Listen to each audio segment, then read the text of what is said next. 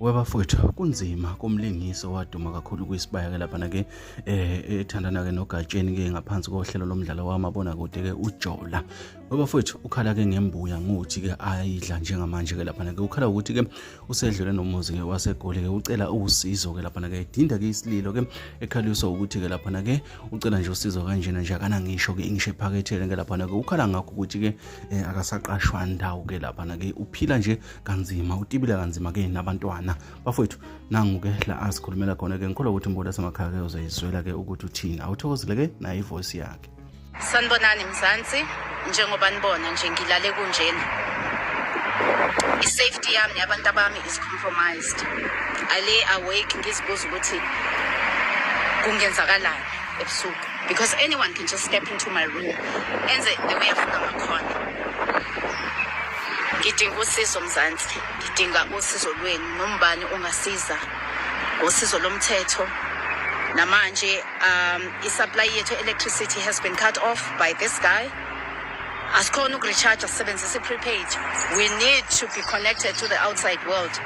Ama-resources nje awekho, usizo lomthetho siyalidinga. Sidinga ukudla, I'm a single mom, ngibamba abantwana ngamazinyo. Kunzima, angizophuma kuleli room ngoba into azama ukuyenza uTevin Mashila i-constructive eviction angizokumvumela.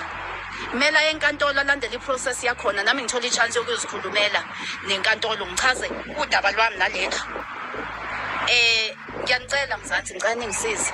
Uhulumeni, ama-political parties wonke noma ngabe ubani, ama-individual noma ngabe ubani ongasiza ngicela nisisize nabantwana.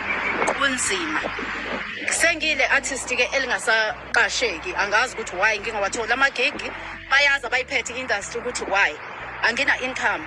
Kunzima noma ngithi ngiyazama ukuhlanganisa angazi akuhlanganiseki. uTevin wangena lana bakhipha into zami, all my beads and all the materials engisebenzisayo to make jewelry nama crafts za end up dustbinini yet pick it up. Ngabona kamuva ukuthi lezi zinto zami zonke zilahliwe. Bafowethu kuningi. Mina nabantu abami siya victimized la siharaswe on a daily. I-SAPS ayenza ilutho. I've been to i-Boysens Magistrate Court abakangenzeli lutho. Angisazi ngenze izolo kube worse. I-security company engiyibhadalayo ngithe mangiyibiza ukuthi izongivikela kungademolishwa ubondwa lwekamera lami ngiyiphakathi. Yasayida nalomuntu ngoba usheshe wakhipha amaphepha ukuthi indlu uyithengile. They were not willing to entertain or ukuzwa ukuthi lendlu is under a dispute. Kusaliwa no. Unele wakhipha amaphepha ngathi ngikhipha awami kwathi wasemadala awa 2015. Wasayidwa nalomuntu kwathi wakaqhubeke enze lento ayenzile. Ngihleli la nezingane zami. Ngicela ningisizeni Mzansi. Ngiyabonga.